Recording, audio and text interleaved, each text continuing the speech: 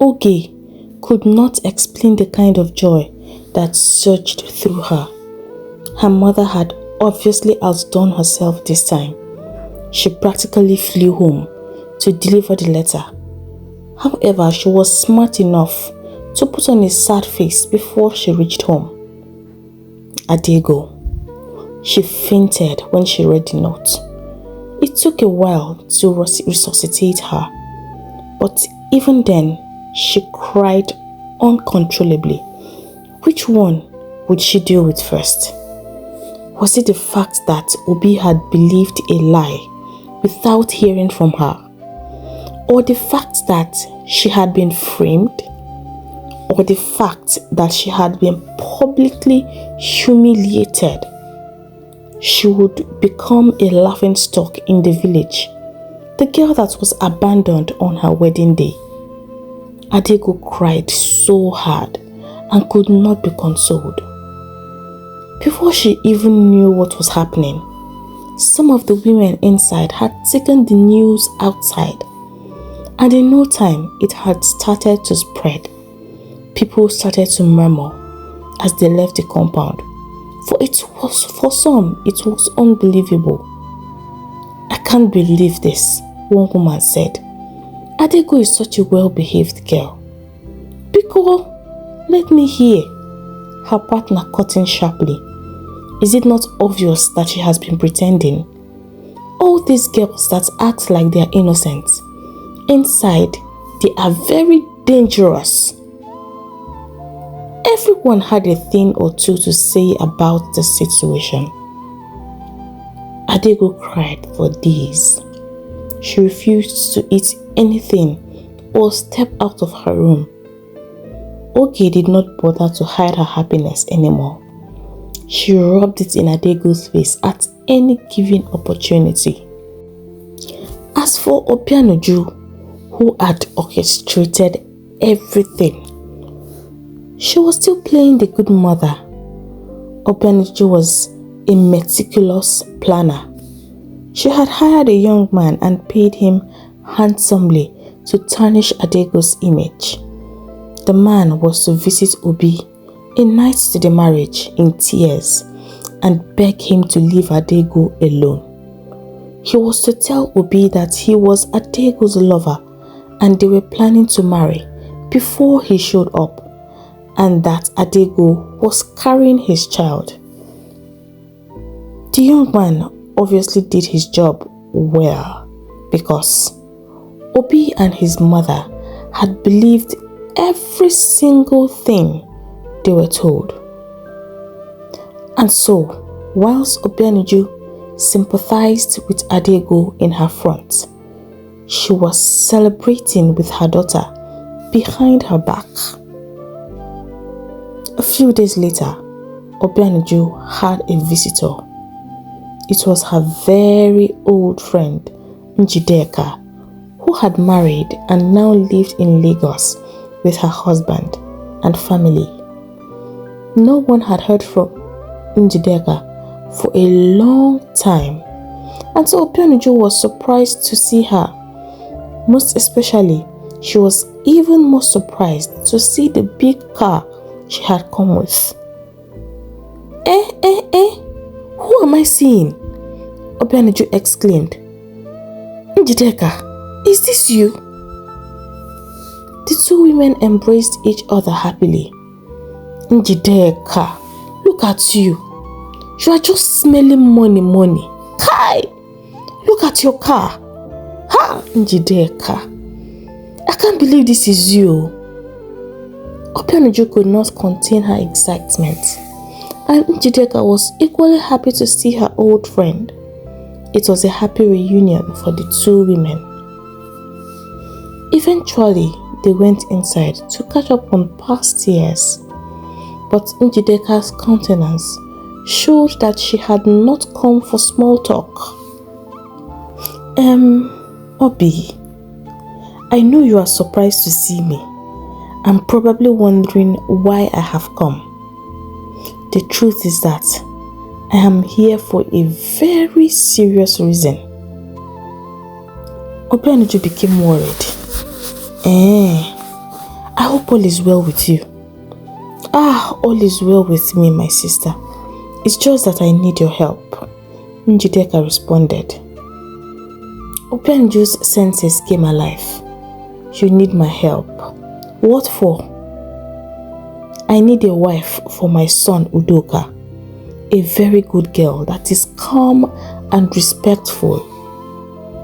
Obianu's heart leaped, but she tried to control herself. How good could God be? That is a small problem. I have a very beautiful daughter, and she will make a good wife. Njideka sighed. But there is one small problem. This my son. He was in an accident.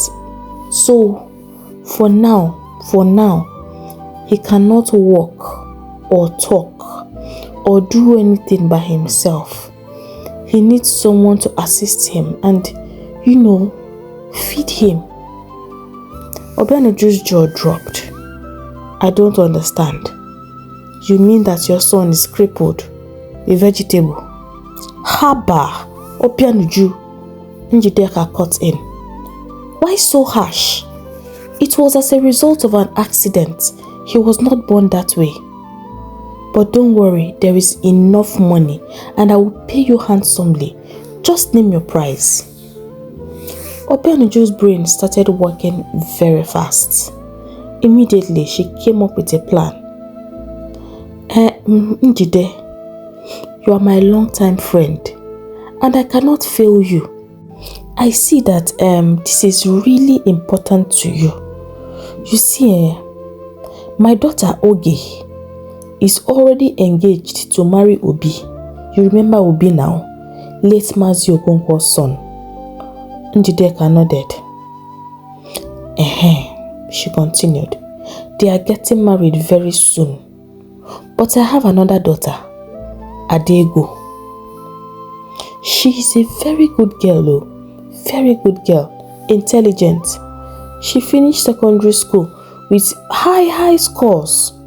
She will make a very good wife for your son. Njideka frowned.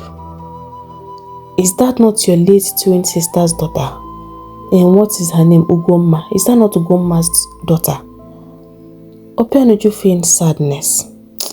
Yes, so my sister. Ugomma. May her soul rest in peace. I've raised Adigo as my own ever since then. Njideka knew exactly what was at play, but she played along. There's no problem. I'll take her if only she agrees. Obianu smiled. Leave that to me. She will agree. Don't worry about that, Just leave it to me. So, how much are we talking about? Njideka smiled. How much do you want? Obianu pretended to think. Because it is you and for old time's sake, pay 500,000 naira. Njideka did not shake. Done, she said simply. Obianu was shocked. She just said that amount, expecting Njideka to bargain. But she had surprisingly agreed, just like that. She started to wish that she had requested a bigger amount of money. Njideka gave her the money in cash and left after promising to return in 2 days' time to take Adigo. As soon as Njideka left, Obianu called the girls. She went straight to the point as soon as they sat with her in their small sitting room. Adigo, you are a very lucky girl. In fact, your chi loves you so much. Did you see that woman that just left here a moment ago? She's my old friend. She's now very, very wealthy and lives in the big city of Lagos with her husband. she came with good news. She wants a wife for her son, and she specifically chose you. Adigo was surprised. I don't understand, Mama. She chose me. Even so, why would she be the one to look for a wife for her son? The young man is very busy managing all the family businesses all over Lagos. He does not have time for things like that. He's always traveling from one place to the other. Adigo was still not interested. Mama, please, as for now, I am not ready to marry. I want to take time to think after all Obi did to me.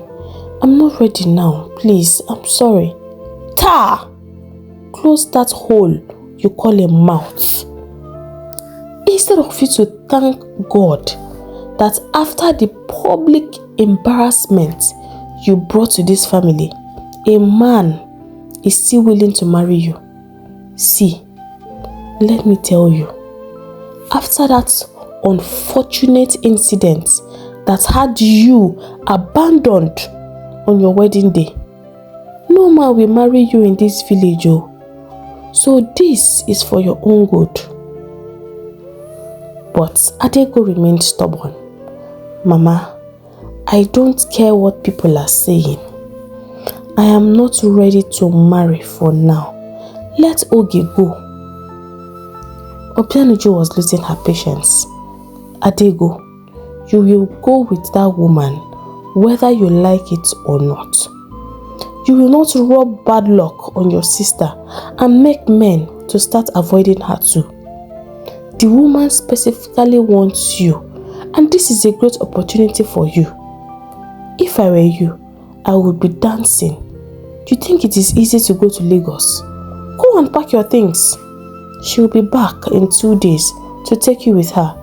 The elders will meet for dowry settlement tomorrow. And just like that, Adigo's fate was sealed. As usual, Ogi was angry. She wondered why everyone was always choosing Adigo, and most importantly, she wondered why her mother would accept to let Adigo live, especially when the man was said to be very wealthy. Her mother noticed her foul mood and called her aside. Nem, why is your face strong like this? Ogi could not hold back anymore. Mama, I'm now convinced that you hate me.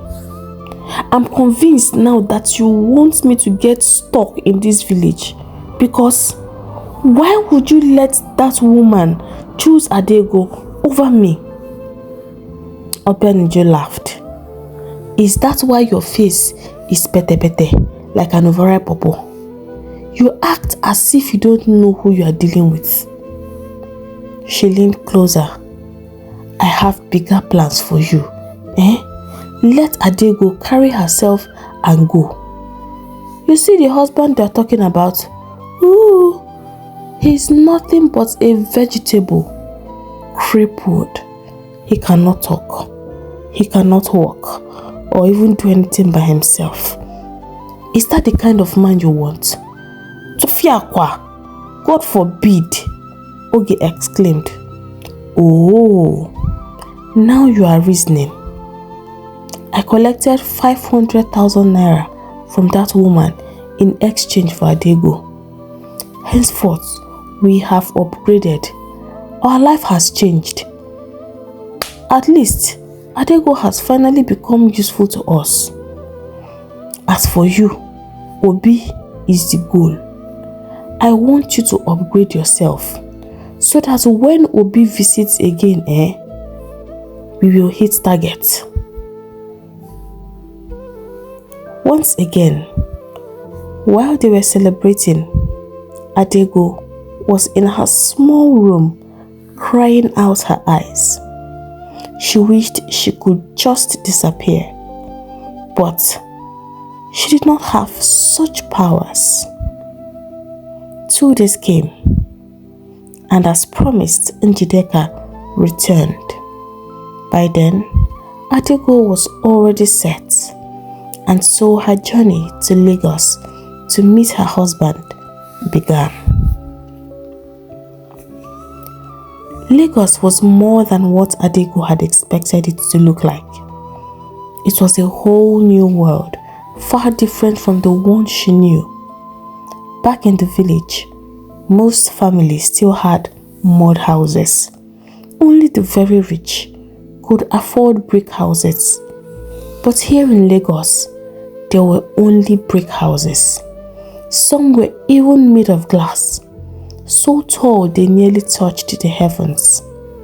Everyone moved as if they were chasing something or something was chasing them, and the traffic was terrible. Cars lined up. There was no beginning, no end. Adigo had never seen so much cars in her entire life. Njideka was naturally a nice woman.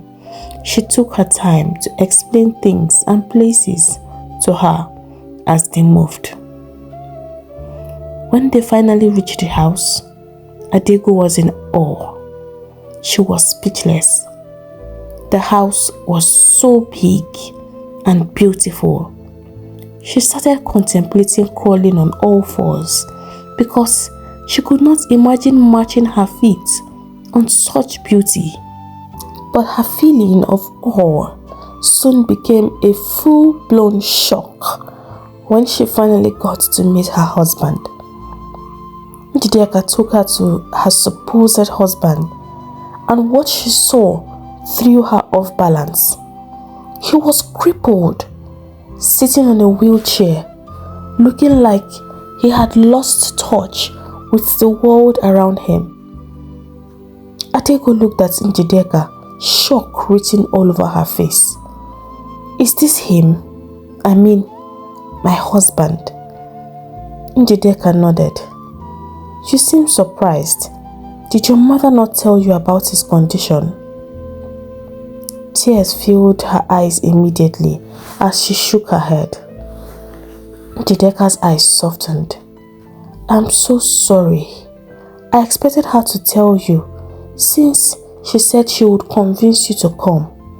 She charged me 500,000 naira to let you come." This new discovery was even more shocking than the man sitting in front of her. She realized that she had been used and deceived. She shook her head as she looked at her supposed husband, and all she could feel for him was pity. What happened to him? And why would you want a wife for him in such a condition? He needs a nurse, maybe a maid, not a wife," she said in her ever-calm voice. Njideka took a deep breath. He was in an accident a year ago, and since then, he had been unable to walk or talk or do anything at all. I thought that a wife could help him find himself, give him a reason to fight and live. I know he's still in there somewhere. She looked Adigo straight in the eyes.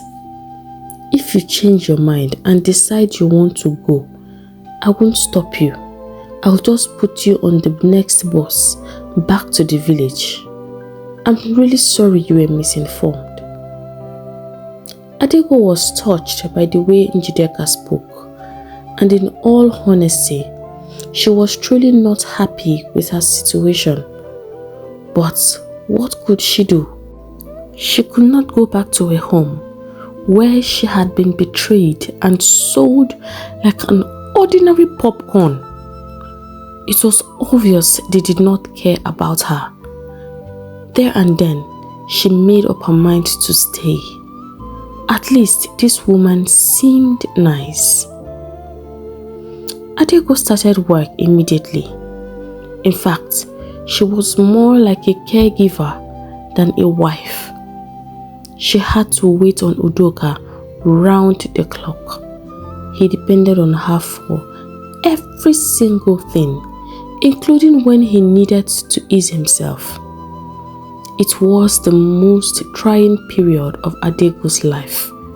It was so tough for her in the beginning, but as time passed, she began to find her bearing and got used to caring for him. Udoka, on the other hand, was the nicest woman she had met. The woman made sure that Adigo lacked nothing. As time passed, Adigo started to become used to Udoka's company.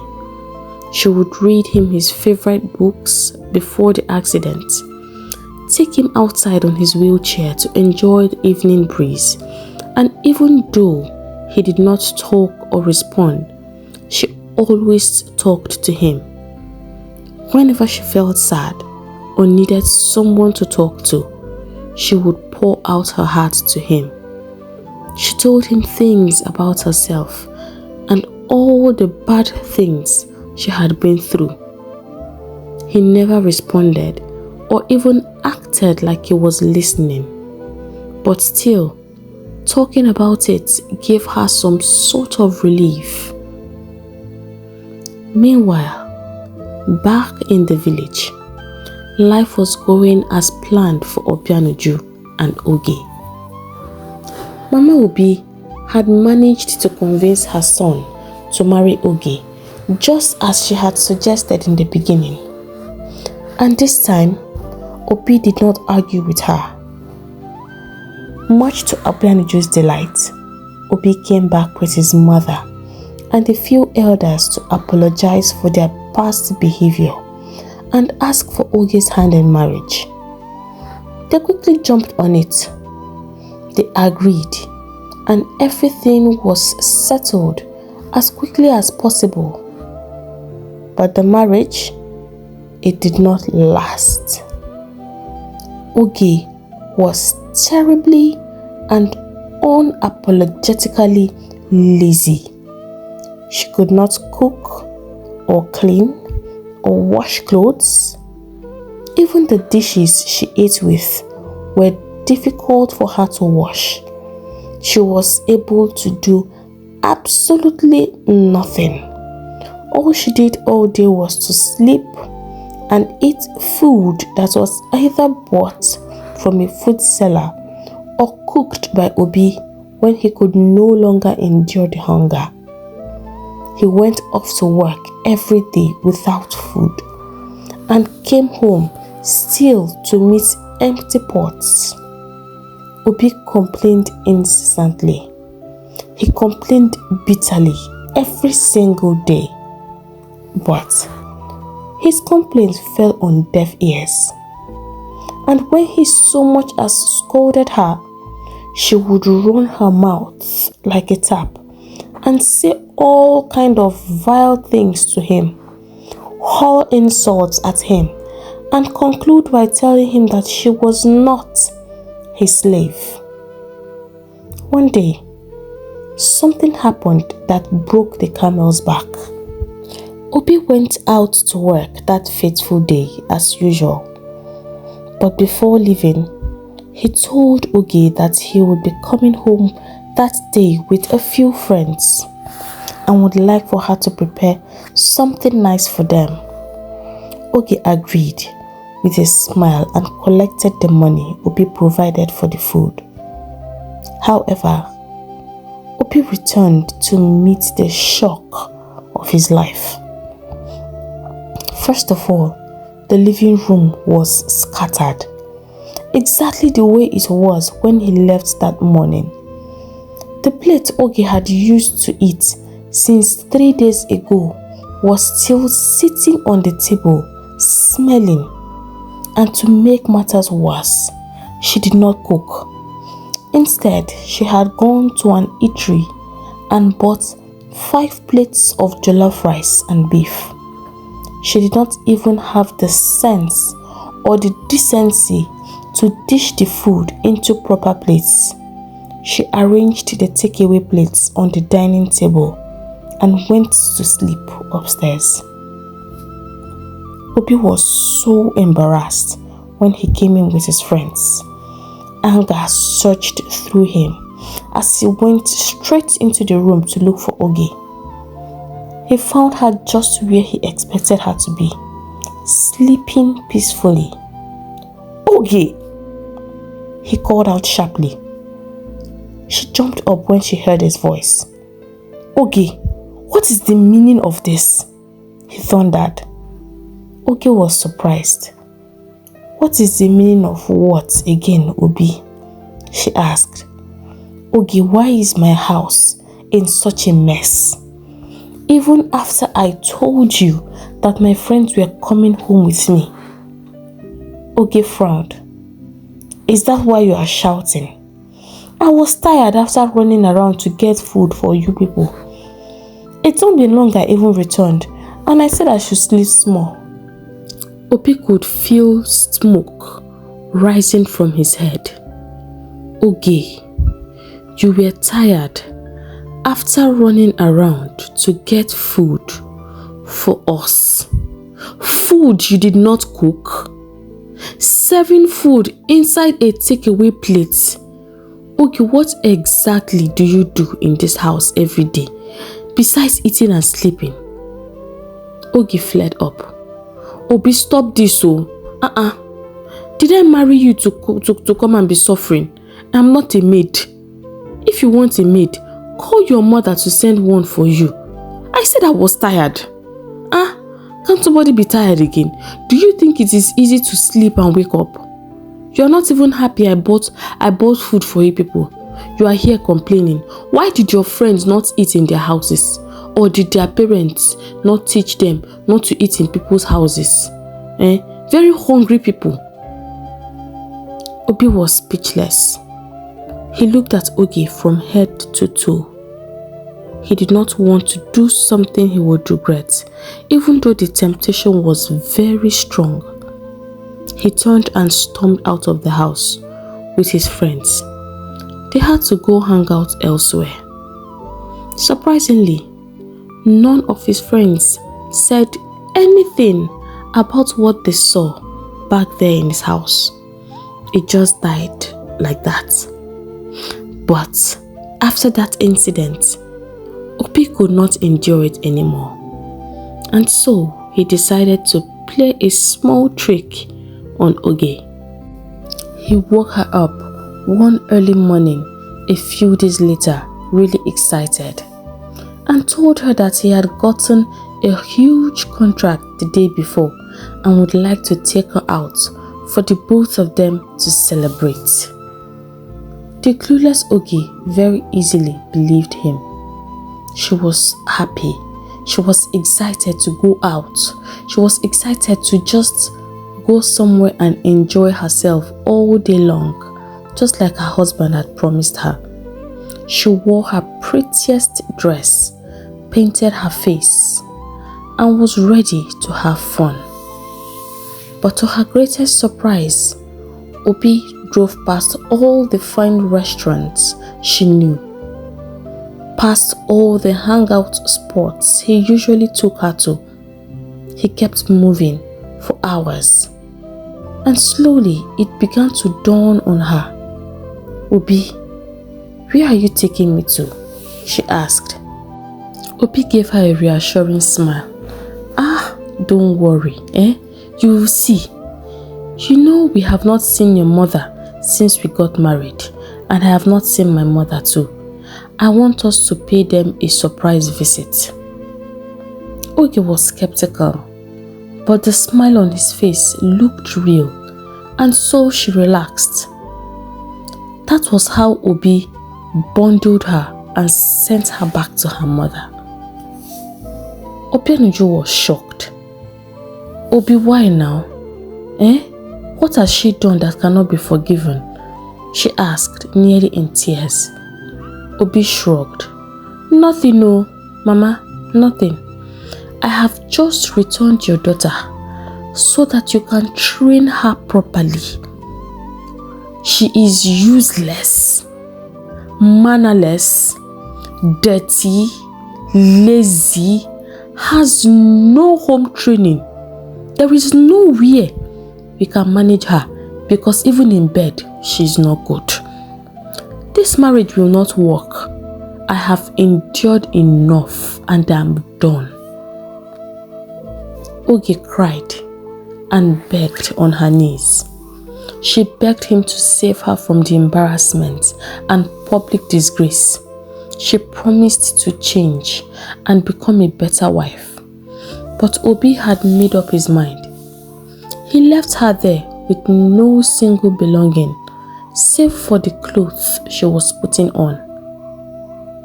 On his way out of the village, he saw someone flagging down his car.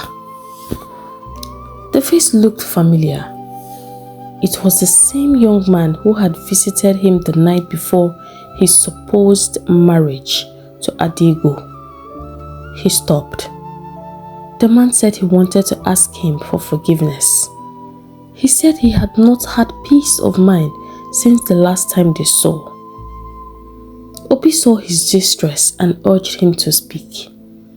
The man confessed that all he had said about Adigo was a lie. "Please, sir," he begged. "It was her mother. She paid me to do it. And I needed the money so badly then, so I accepted. But since then, I have not had peace. Please, forgive me. I'm so sorry." Obi felt terrible. He was so sad and heartbroken all over again. He did not say a single word to the man. He simply rolled up his window and drove away with a heavy heart filled with regrets. He wished he had handled the matter differently. Now he had lost Adigo forever. He had heard she was now married to a wealthy man in Lagos. Obviously, it was too late to apologize. As for Ogi, news traveled very fast. Rumors started to spread that her husband had sent her back to her mother and abandoned her there. This rumor was easy to believe because one day she was married and suddenly she was back in her mother's house. People talked when she passed. Some even laughed without minding if she heard or not. Ogi became so angry and depressed. She was now a laughingstock. But this time, her anger was channeled towards her mother. She blamed her mother for her misfortune and made sure that every day that passed, she made her mother feel pain. Ogi insulted her mother day in, day out and refused to do anything for her. To make matters worse, they both had no money to even eat. Obianu had hoped that her daughter's marriage to Obi would open doors of abundance for her. But she never got even a dime, and now the marriage was over. A marriage that did not even last for up to a month. She was constantly hungry. Ogi did not even care about her mother's well-being. She would go out with different men and they would settle her well with money. From that money, she would buy something nice and eat it all in the presence of her hungry mother. Obianu would stoop so low as to beg for small food to eat. But Ogi would insult her mercilessly. One time, she told her mother that she made her money from sleeping with men because she was hungry. "So, Mama," she said, "if you are hungry, find one man to sleep with. Let them also give you money. Please, leave me alone. After all, had it been you did your job well, I will be in my husband's house." Obianu was so heartbroken. She literally had to beg around the village to get food to eat. Sometimes she slept hungry. To a point, everyone now started to even look at her as a beggar. But did Oge stop there? No. She decided to up her game. She started bringing in different types of men into her mother's house. She literally turned the house into a brothel, and there was absolutely nothing Obianu could do about it. However, in Lagos, things had started to turn out well for Adigo. Udoka seemed to be improving day by day. He now smiled at her and always wanted her to be around him. One day, something remarkable happened. She had gone into the kitchen that morning to prepare breakfast, served Njideka, and then took Udoka's own set on a tray to their room to feed him as usual. But when she entered the room, he was not on his wheelchair. Adigo panicked. She was alarmed and started calling out his name, and was running to check the bathroom, thinking he had crawled there. But then, he stepped out of the bathroom on his own 2 feet. Adigo was shocked. Udoka, you can now walk. Hey! Hey! Calm down, Adigo, Udoka said, smiling. Adigo's eyes went round. You can talk too. Oh my God, this is a miracle. She started running out to call Njideka, but then Udoka held her back. Calm down, Adigo. I know this looks like a miracle, but I have never been crippled. Neither have I ever been in an accident. Adigo was surprised. So, you mean you have been pretending all this while? Acting, Udoka corrected, as if it made a difference.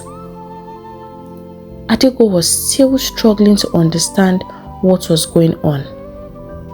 You were acting crippled and dumb. Why? Udoka sat her down on the bed. I don't know if this makes sense to you, but it does to me. When a man has money like us, I mean the type of money that we have in this city, it is difficult to tell not just who loves you truly, but who will be able to stand by you if it gets tough. This whole thing started as a joke for me. I wanted to play a prank on my former fiancé, but it went wrong. If you see the way she reacted, in fact, I'm still in shock. That was how the idea came. She treated me like I was some filth, like I was some garbage. She wanted to, she felt irritated by me. That was how I decided to just play along with this. I broke up with her. Since then, my mother has booked different ladies here, but none stayed. They treated me anyhow they liked. One said I was disgusting. There was even another that usually brought her boyfriend when my mother was out, thinking I could do nothing. And then you came along, and you were just everything I wanted and even more. I wanted to laugh at how serious you were telling me your story many times, but I managed to hold it back, especially since those stories usually made you so sad and made me angry. I wondered how you endured those people. But today is not about them. It's about us. I've come to love you very much, Adigo, and cherish you. And this may sound selfish, but I'm glad Obi left you on your marriage day. If not, how would I have found you? Adigo was speechless. All she could do was shed tears of joy. Her story had not ended pitifully after all. Udoka decided that he was going to go with her and his family back to the village. He wanted to give her a proper marriage. He wanted to put to shame all those that had laughed at her and mocked her, especially Obianu and Ogi.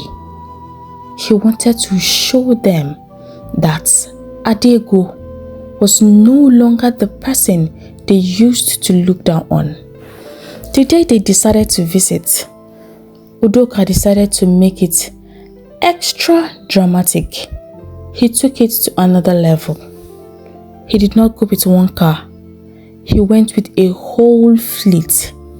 Some were his, while about 3 others belonged to his equally wealthy friends. When they drove into the village, it was impossible not to notice them. People ran out of their houses to watch. Most of them had never seen this kind of cars before. Some extra curious ones ran behind the cars just to see where they were headed. Alas, it was late Mazi Ikenna's compound. Obianu was sleeping outside when she was woken by a loud honk. She opened her eyes to see the fleet of fine cars trooping into her compound. Sleep left her eyes immediately. But the real shock came when Adigo stepped out of one of the cars with a handsome young man. They were both dressed in luxury. Obianu wiped her eyes just to be sure that she was not dreaming. It was indeed Adigo. "Adigo!" she exclaimed. "Is this you?" She looked at the way Adigo was dressed, looking so beautiful and dazzling. Then she looked at the man standing beside her. "Who is this handsome man here?" Adigo smiled. "Mama, this is my husband, Udoka. We came to see you." Obianu's shock doubled. Udoka, Njideka's son, the one that they said is crippled. He can now walk. Udoka smiled. "Mama, I was never crippled. I was just acting to find a good woman. Thank you for giving, no, selling Adigo to me." Obianu was so ashamed she nearly covered her face. She was nearly losing her mind, but then she managed to hide her countenance. But even the blind could see that she was bitter inside her. Udoka informed her that they would be coming officially to not only pay Adigo's bride price, but to also have a proper traditional marriage right there in the village in her father's compound. They had come to start making preparations. The news was like a bombshell to Obianu. She was still in shock, and everything was happening so fast. Adigo's train drove out the way they had come as soon as their mission was completed, leaving Obianu stupefied. They were not going to return to Lagos that same day. They planned to stay at one of the houses Udoka's family owned in Onitsha. The news spread far and wide all over Umodum. Adigo's name was on the lips of everyone. They all prayed to be like her, wished they could be as lucky as she was. Even those who talked badly of her started to use her as a prayer point for their children. No one wished they had passed through all of the things, even half of what she had suffered. That night, Obianu could not sleep. Her heart was filled with anger and bitterness. She could not believe that she had used her own hand to push Adigo into this kind of wealth and luxury.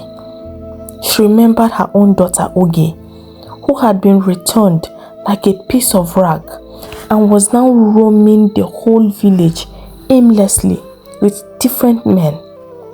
She shook her head. Her heart was filled with sorrow. She remembered her sister Ugomma. She thought to herself that maybe this was punishment for what she had done to her sister. When sleep finally came that night, she saw Ugomma in her dreams for the first time in many years. Ugomma was laughing so hard at her. She looked so sad and frustrated, Obianu. Why? Is it because your evil plans have backfired?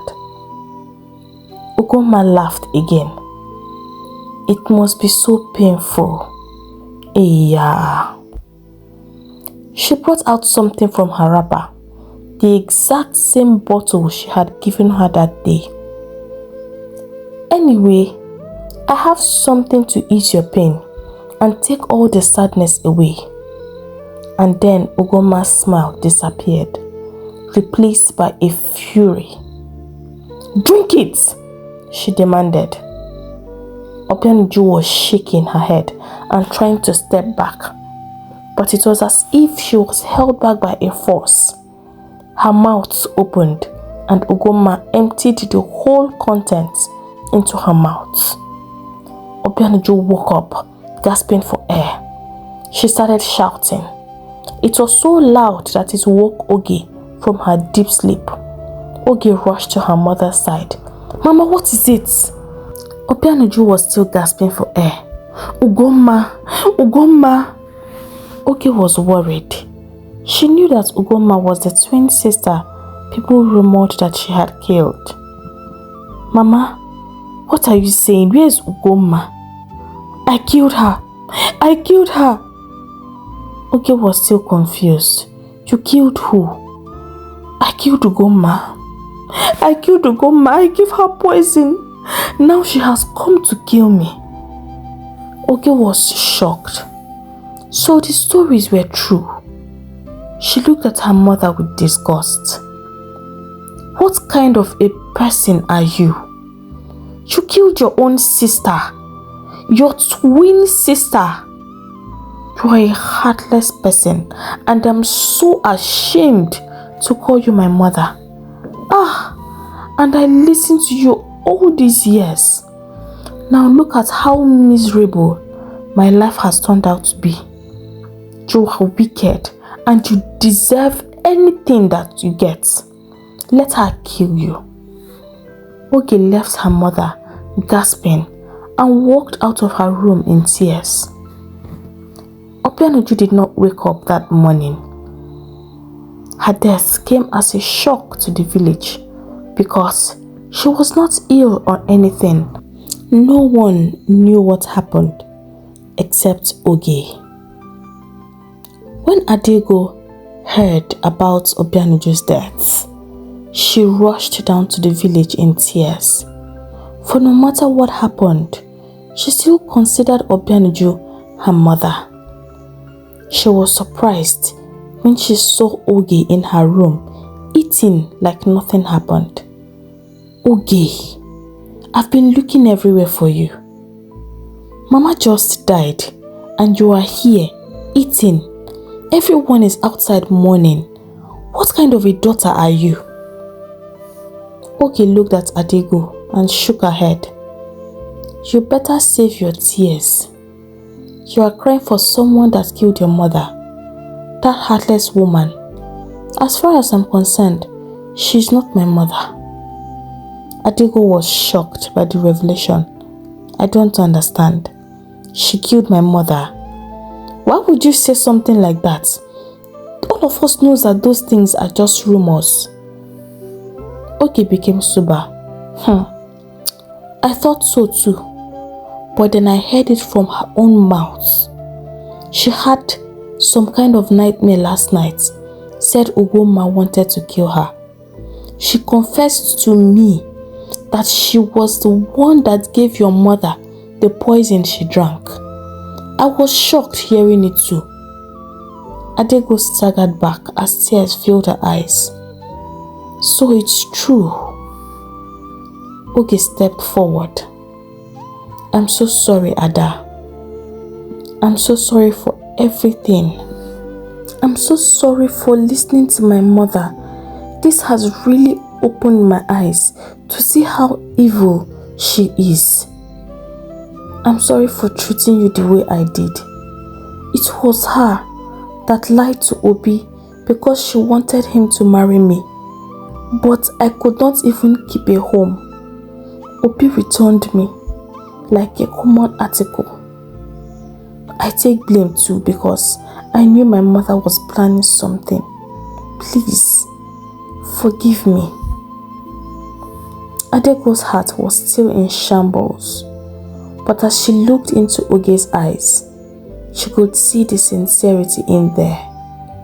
She realized that the only family that she had left was Oge, her sister. She held Oge's hand. I forgive you, Oge. We are sisters, no matter what. And I want us to promise each other to never let anything come between us. Oge nodded. I promise I will never be anything like my mother. Neither will you. The two girls embraced each other for the first time in their lives, and it felt good for the both of them. Obianu was buried that same day without any ceremony. For her children, there was nothing worth celebrating about her life. 2 weeks later, Adigo's marriage resumed planning in full swing. Ogi helped her to arrange and organize almost everything. She was genuinely happy for Adigo and prayed that one day, maybe life would give her a second chance. Adigo's marriage ceremony was the biggest the village had ever seen. There was more than enough to eat and drink. People even went home with extra. Her marriage ceremony, even after it was over, remained the talk of the town for months. Adigo moved to Lagos with her husband, and just as she had always dreamed, Udoka helped her go back to school. Life had indeed turned out well for her, and for the first time in her life, she was genuinely happy. Lovers, thank you for listening to this story. If you are new here, welcome to our community.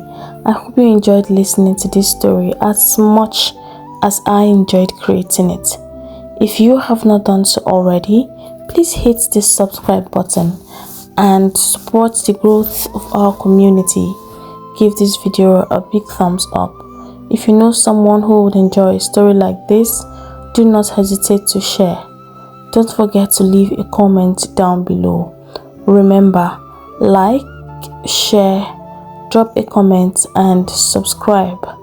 I'll take my leave now, but I hope to see you in my next video. Bye.